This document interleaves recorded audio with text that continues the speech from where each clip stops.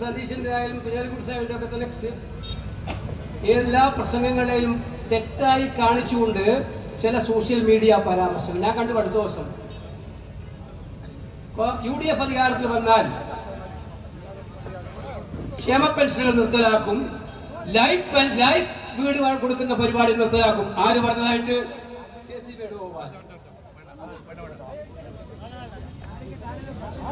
സ്വന്തമായിട്ടൊന്നും പറയാനില്ലാത്തവർക്ക് നുണ മാത്രം പ്രചരിപ്പിച്ച് ജീവിക്കാമെന്ന് വിചാരിച്ചാൽ മക്കളെ നടക്കില്ല.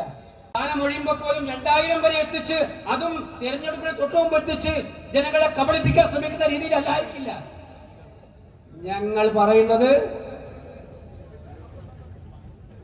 ഈ നാട്ടിൽ നടത്താൻ ആഗ്രഹമുള്ള കാര്യങ്ങൾ കൃത്യമായി നടപ്പിലാക്കുമെന്നുള്ള തീരുമാനവുമായിട്ടായിരുന്നു. എന്ത് ചെയ്യുമെന്നുള്ള കാര്യത്തിൽ ഞങ്ങളെ ഈ നാട്ടിൽ അവകാശങ്ങൾ കൊടുത്ത സാധ്യയാണ് കോൺഗ്രസ് പാർട്ടി. ഭക്ഷണം കഴിക്കാനുള്ള അവകാശം, വിവരമറിയാനുള്ള അവകാശം,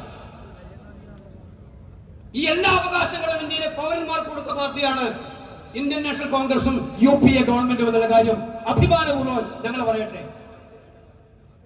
ഈ കൊടുക്കുന്നതൊന്നും ഔദാര്യമല്ല. ആശങ്കറിന്റെ കാലത്ത് തുടങ്ങിയതാണ് ക്ഷേമ പെൻഷൻ. ആശങ്കറിന്റെ കാലത്ത് തുടങ്ങിയതാണ്. ഞങ്ങൾക്കത് കമ്മിറ്റ്മെന്റ് ഉണ്ട്.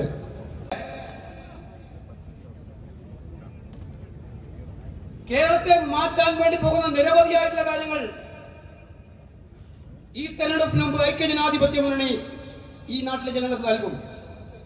ഈ നാട്ടിലെ ജനങ്ങളെ ഒന്നിപ്പിച്ചു നിർത്താൻ ജാതിയും മതവും പറഞ്ഞ് തമ്മിലടിപ്പിച്ച് പരസ്പരം ബഹളമുണ്ടാക്കി നിർത്താനല്ല, ഈ നാട്ടിലെ ജനങ്ങളെ, ഏകോദര സഹോദരങ്ങളെ ഒന്നിപ്പിച്ച് പുരോഗതിയിലേക്കും വികസനത്തിലേക്കും നയിക്കാനുള്ള USP ആണ് കേരളത്തിലെ ഐക്യജനാധിപത്യത്തിനുള്ള USP. അതിൽ ഞങ്ങൾക്ക് അഭിമാനമുണ്ട്.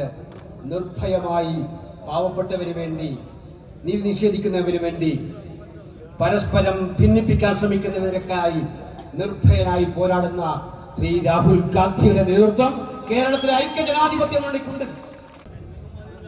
ശരിയാണ്. മുഖ്യമന്ത്രി പറഞ്ഞ കറക്റ്റ് അല്ലേ?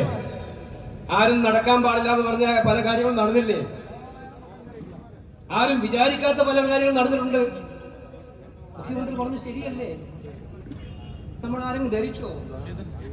ശബരിമലയിലെ ശ്രീകോവിലില്ല അയ്യപ്പന്റെ ഈ സ്വർണം കട്ടുകൊണ്ടുപോകുന്ന ഒരു സാഹചര്യം സർക്കാരിന്റെ പിന്തുണയോടെ ഉണ്ടാവും നമ്മൾ ആരും കരുതിയോ? 100 ദിവസം കഴിഞ്ഞാൽ സ്വാഭാവികമായി ജാമ്യം കിട്ടും പ്രതികൾക്കല്ല.